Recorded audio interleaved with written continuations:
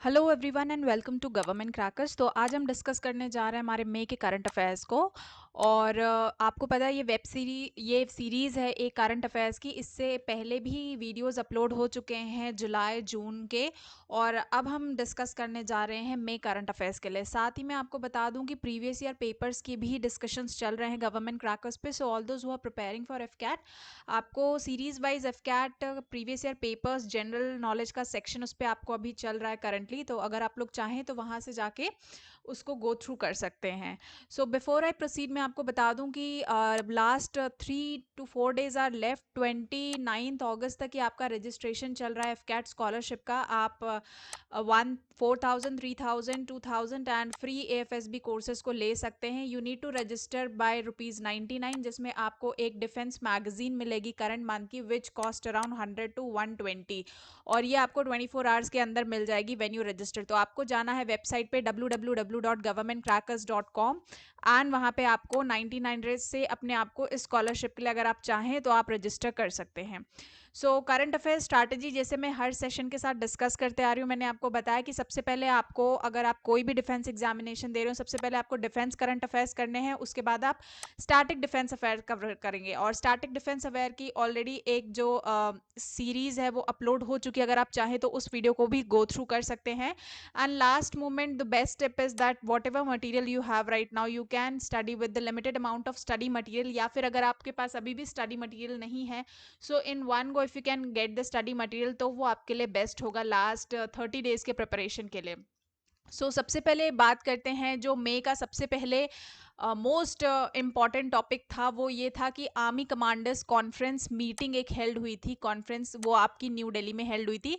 तो यहाँ पे अगर क्वेश्चन आता है कि आर्मी कमांडर्स कॉन्फ्रेंस कहाँ पे हेल्ड हुई थी, पहला क्वेश्चन तो यही आ सकता है। तो आपको प्लेस पता होना चाहिए, न्यू दिल्ली।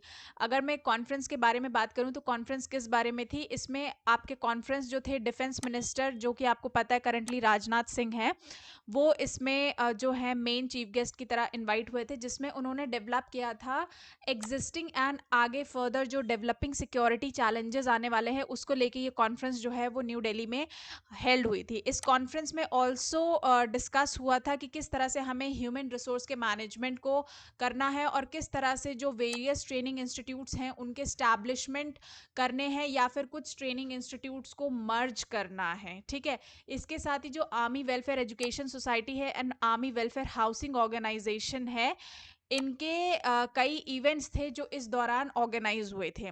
अगर मैं रीसेंट डेवलपमेंट्स की बात करूं तो डिफेंस सेक्टर में बहुत सारे एडमिनिस्ट्रेटिव चेंजेस आए हैं, जिसमें अराउंड 9304 मिलिट्री इंजीनियरिंग सर्विसेज को अबॉलिश यानी खत्म कर दिया गया है on the recommendation of Shekhar committee. और जो सेकेंड फेज ऑफ कॉन्फ्रेंस है ये आपका 24 to 27 जून 2020 में हेल्ड होगा। ठीक है। तो ये इंपॉर्टेंट टॉपिक था इस पूरे के पूरे कॉन्फ्रेंस में, जो आपको पता होना चाहिए एग्जिस्ट जिसका।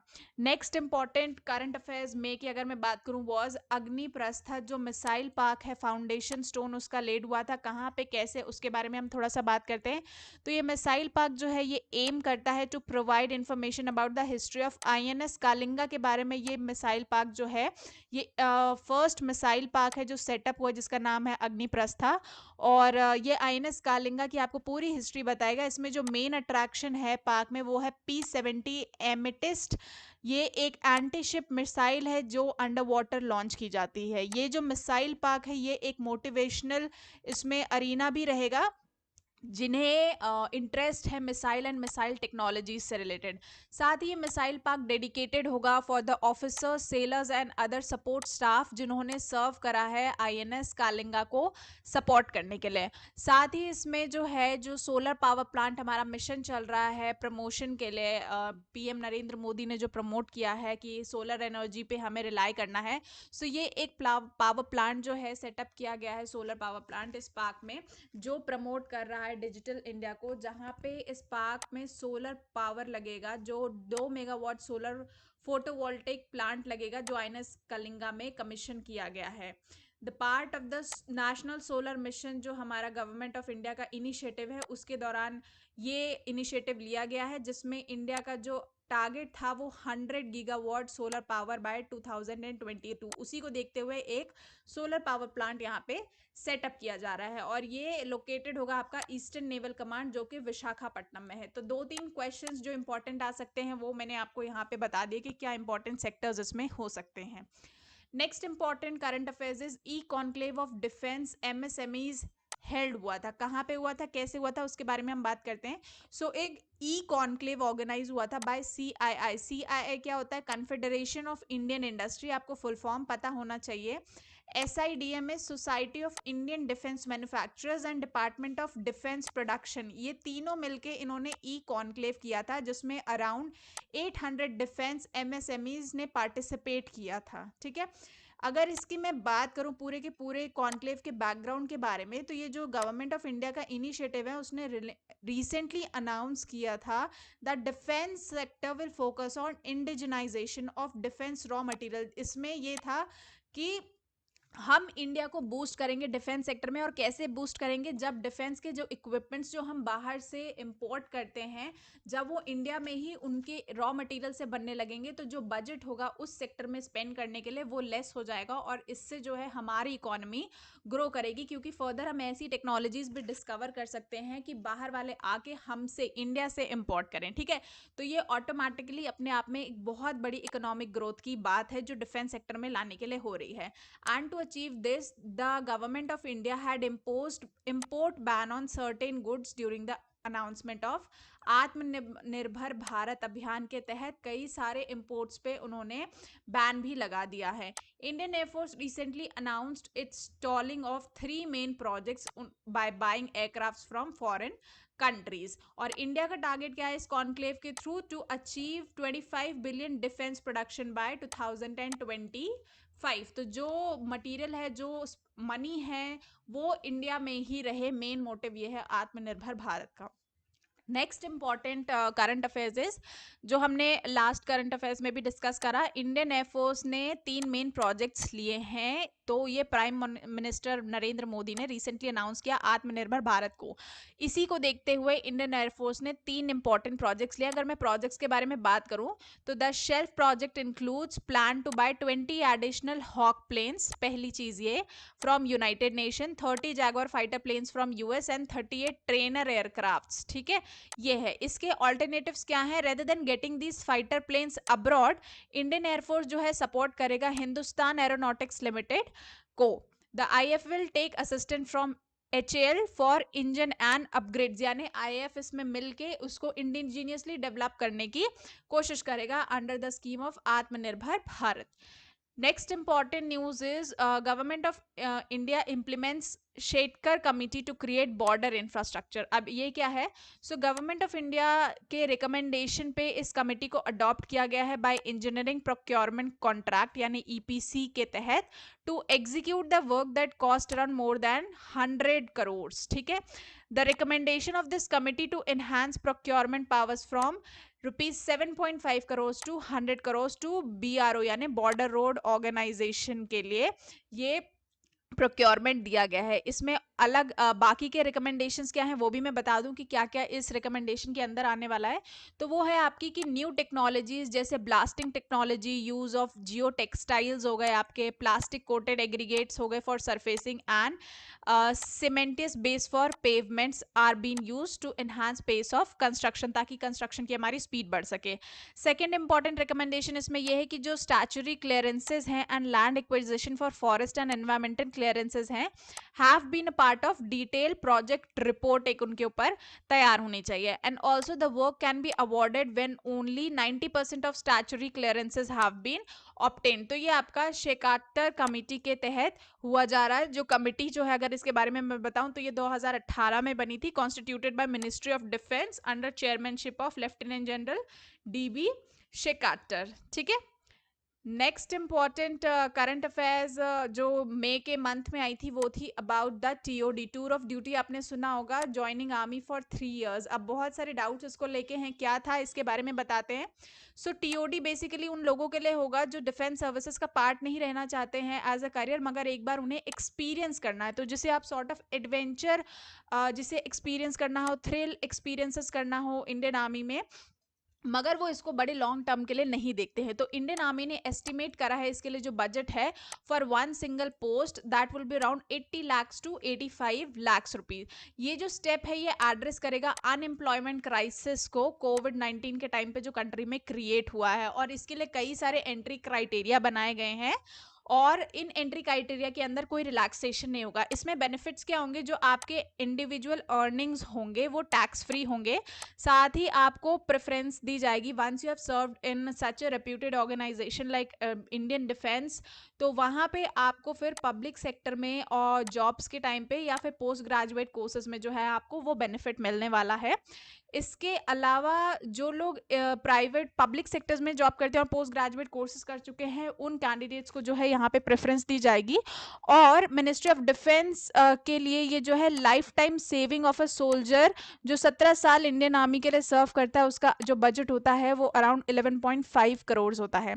इसका सिग्निफिकेंस क्या होने वाला है कि ये एक इनिशिएटिव है to channelise the youth in the country, जिसके थ्रू हम उन्हें ट्रेन कर सकेंगे for the discipline military practices. तो आगे चल के आप करियर में रहें या ना रहें, बट एटलीस्ट अगर कोई प्रॉब्लम आती है तो you can help the country as a youth.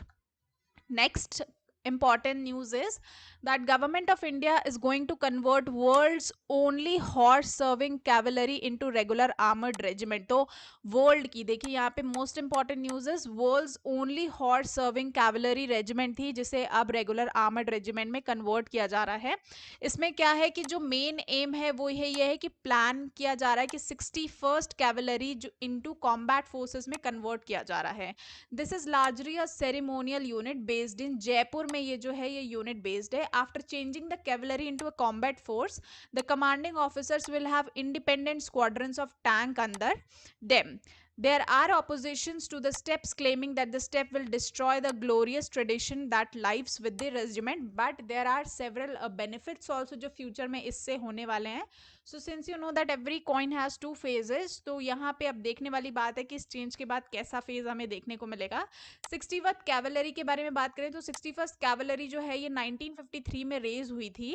And इसमें बेसिकली ये है कि आप देखिए हॉर्स माउंटेड कैवलरी यूनिट्स होते हैं प्रिंसली स्टेट्स ऑफ इंडिया, जो प्रेसिडेंट के बॉडीगार्ड्स होते हैं, आप उसको देखेंगे, ये पूरी की पूरी यूनिट होती है। लांसर्स के बारे में बात करूँ तो 3 मूर्ति मेमोरियल है जो न्यू दिल्ली में है, वो ऑनर करता है लांसर्स को, and the memorial was erected during British Raj period to commemorate the heroic role play by Jodhpur, Hyderabad and Mysore during the battle of Haifa. और हाफिया डे जो है इंडियन आर्मी सेलिब्रेट करता है 23rd September को every year to honour the bravery of this regiment. तो ये important news थी आपकी, बहुत इंपॉर्टेंट न्यूज थी डिफेंस रिलेटेड, क्योंकि अभी बहुत सारे चेंजेस जो हैं वो डिफेंस सेक्टर में आ रहे हैं। Next important news is ICGS Sachet commissioned in Goa. This is first coast guard offshore patrol vessel. इसके बारे में अगर मैं बात करूं तो ICGS सचेत, सचेत नाम आपको याद रखना है, is one of the top 5 ship under coast guard offshore patrol vehicle project.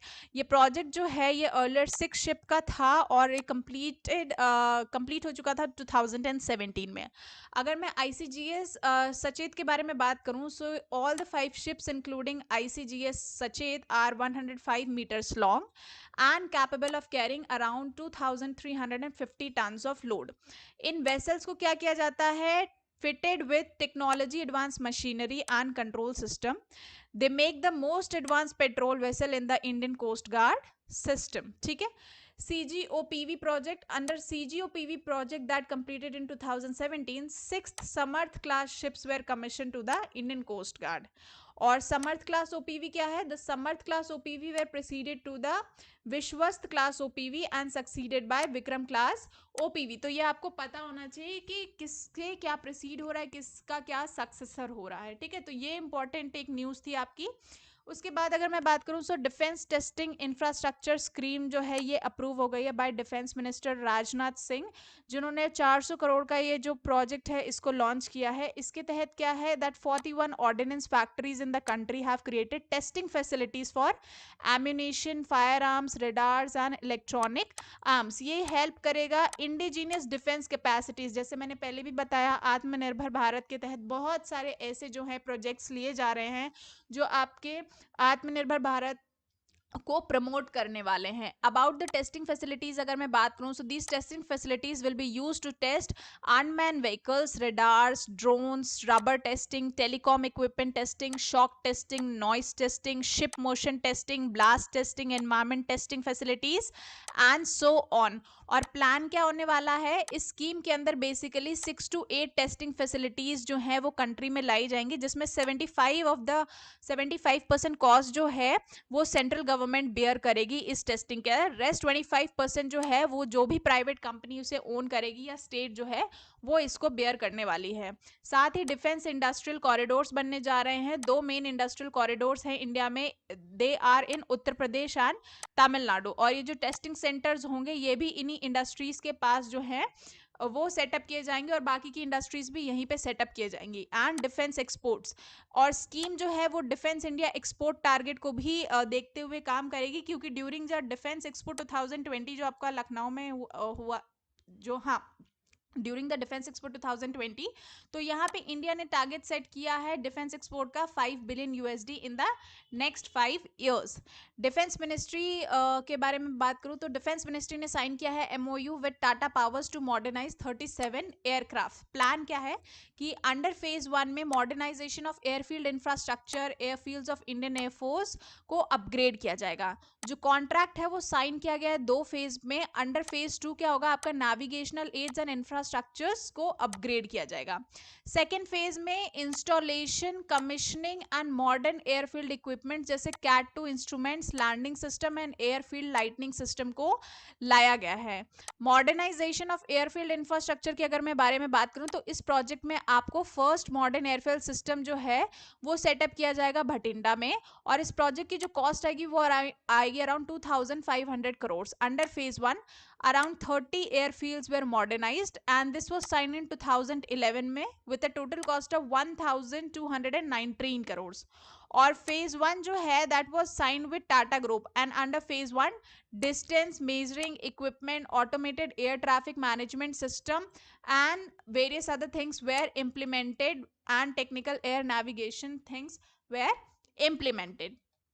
Next important term in the month of May was resistant front. क्या होता है ये रेसिस्टेंट फ्रंट्स, अगर इसके बारे में मैं बात करूं, so according to Indian army resistant front is like old wine in new bottle. मतलब क्या हुआ, जो न्यू टेरर ग्रुप है वो सपोर्ट किया जा रहा है by Pakistan. It is being done to get deniability of action under the final action task force, FATF full form आप याद रखिएगा। अब कैसे TRF जो है ये ऑपरेट कर रहा है, एक्टिव ऑनलाइन प्रेजेंस है। It is now rebranded terror group as non religious rebellion. It uses Haqqani and Jaish e Mohammed in Afghanistan to target Indian embassies and other consultants. और अगर इसके बैकग्राउंड के बारे में बात करूं, सो जो आपका TRF है that has come up in Kashmir region after Indian government had abrogated article 370।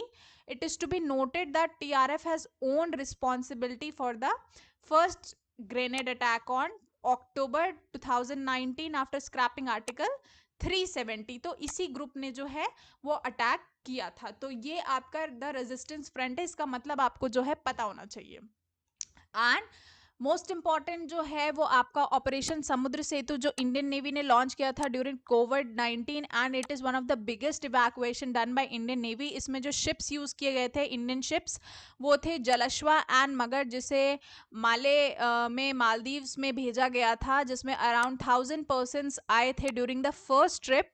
And plan ये था कि आफ्टर इवैक्यूएशन इन पीपल को मालदीव्स में रखा जाएगा for quarantine at Kochi. INS Jalashwa की अगर मैं बात करूं, so formally known as USS Trenton and ये यूनाइटेड स्टेट्स से लाया गया था 2006 में। इसको दोबारा नाम दिया गया था INS Jalashwa after the purchase. Jalashwa is Sanskrit मतलब हिपोपोटामस, यानी हिपोपोटामस आप देखते होंगे वाटर एनिमल है। आईएनएस जलश्वा ये एम्फीबियस वॉरफेयर शिप है। एम्फीबियस वॉरफेयर शिप क्या होता है?